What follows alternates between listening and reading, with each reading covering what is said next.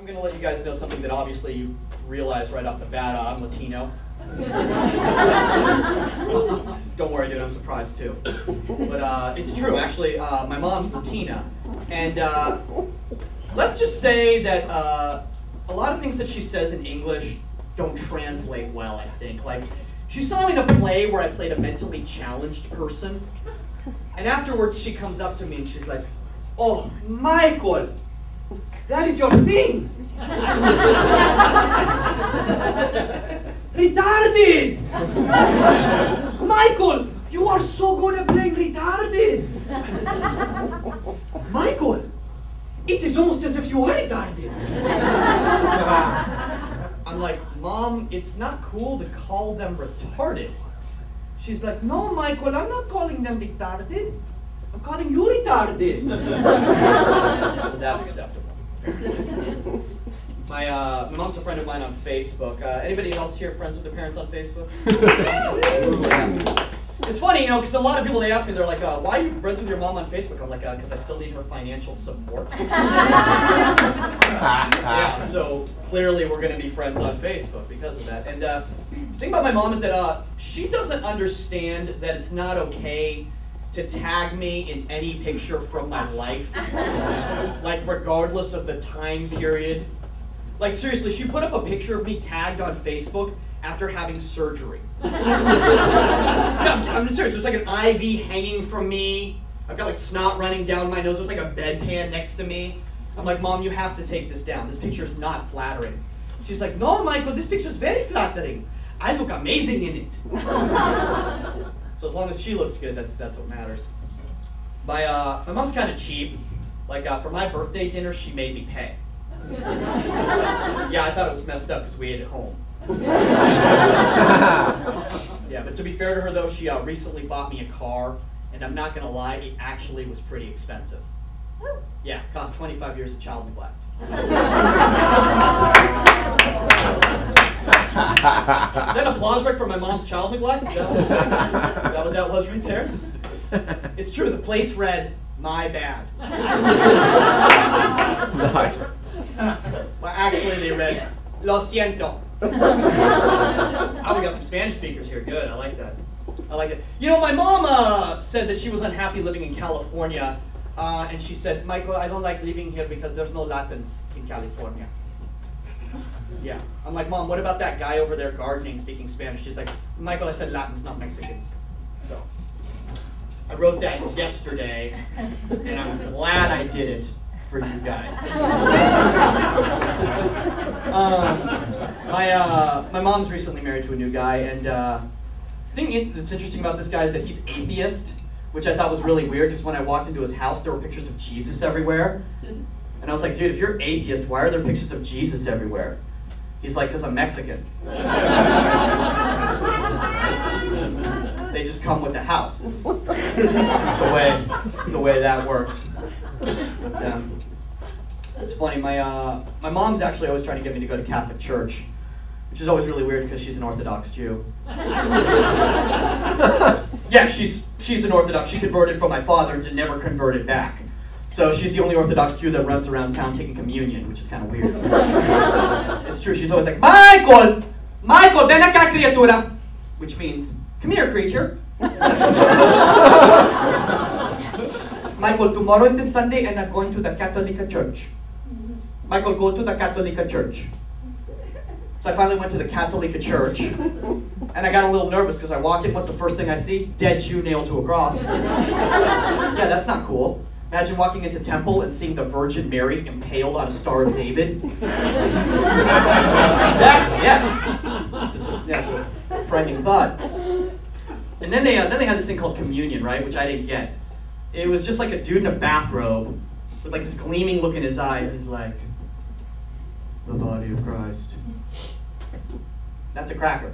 The rabbi's never given me the bagel of Moses.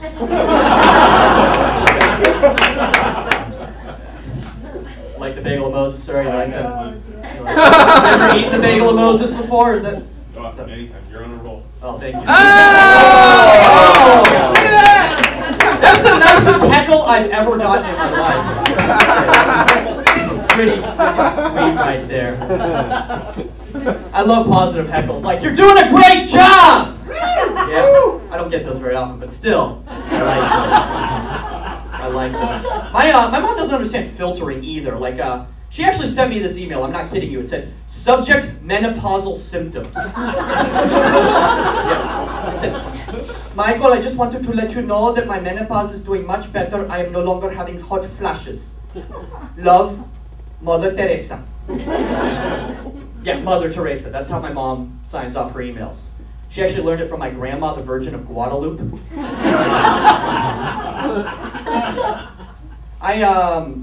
My ex-girlfriend recently moved to town, and it's a little awkward because the way she broke up with me was by writing on my Facebook wall. Yeah, you think that's bad? It got 35 likes. Yeah.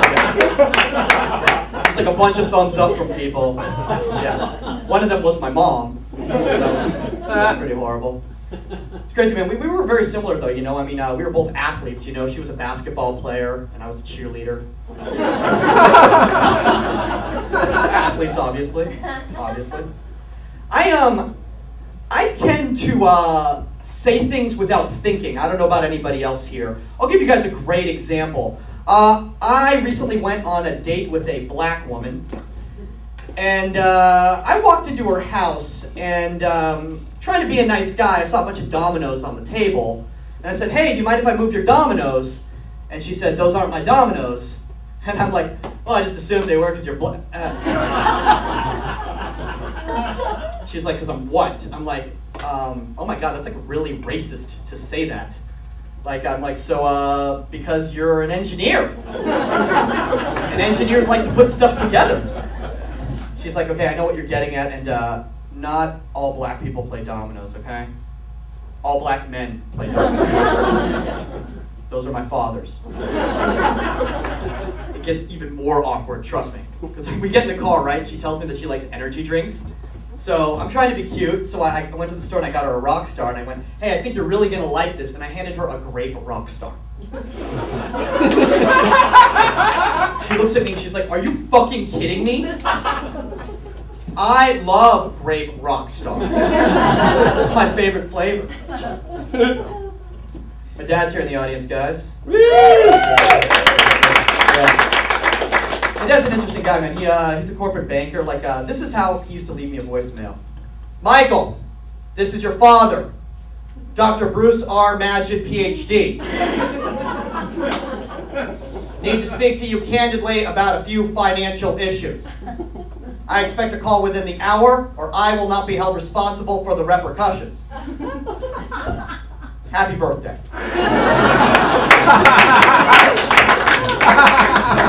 I should have just done 10 minutes. Oh, now I'm getting the microphone back. That's good.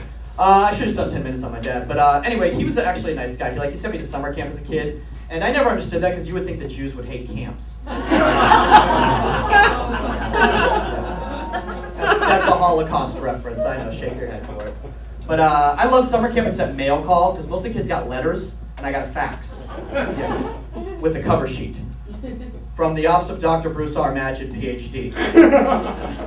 Regarding camp. Dear son or daughter. Encloses a copy of The Economist for your reading pleasure. All the best. Sarah Lufton, assistant to Dr. Bruce R.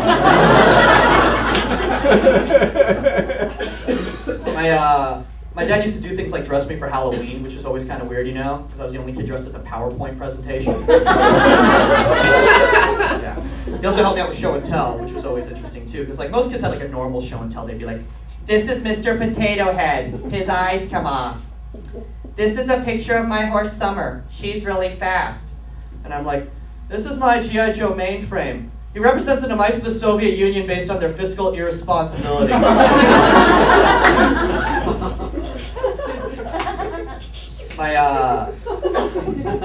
My dad recently signed me up for something called J-Date, which is an online Jewish dating service, and if that's not bad enough, he made me do it with him. He was like, "All right, Michael, what are your preferences?" "Well, I'm a Jew in LA, so tall, blonde hair, and blue eyes." He's like, "Michael, this is J-Date, not HitlerYouth.com. Your choices are Short, stocky, and brunette. Large-nosed, whiny, and pessimistic. And irritating, rude, and money-hungry. I'm like, Dad, those choices are terrible. That sounds like the studio audience for The View. My dad actually found my act online, and he wasn't too happy about it. He sent me an email. It was like, subject, repugnant shenanigans. Michael, this is your father, Dr. Bruce R. Magid, PhD. And on the evening of March the 12th, I encountered a video hosting website known as YouTube. On said site, I experienced a man mocking me in an appalling fashion.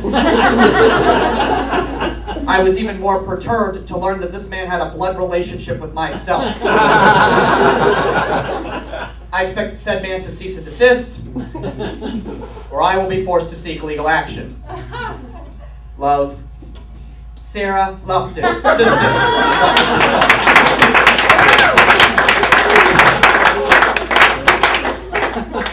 A couple more for you guys here. I'm a huge fan of the History Channel. I watch a show called Ancient Aliens. I don't know about anybody else. Yeah. There was an episode, it was called Aliens in the Third Reich, which was just awesome.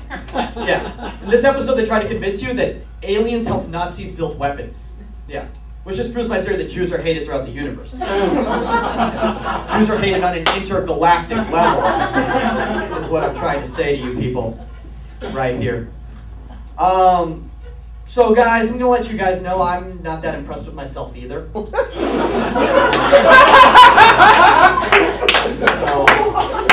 not really that big a deal. In fact, the way I kind of look at things, I kind of live my life at like a 5 out of 10. You know, like mediocre to average at best. You know, I mean, like I could end this set with something really great, you know, that would get you guys off your feet and, you know, loving what I'm doing, but that's obviously not how I live my life. I live my life at a 5, you know, so on that note,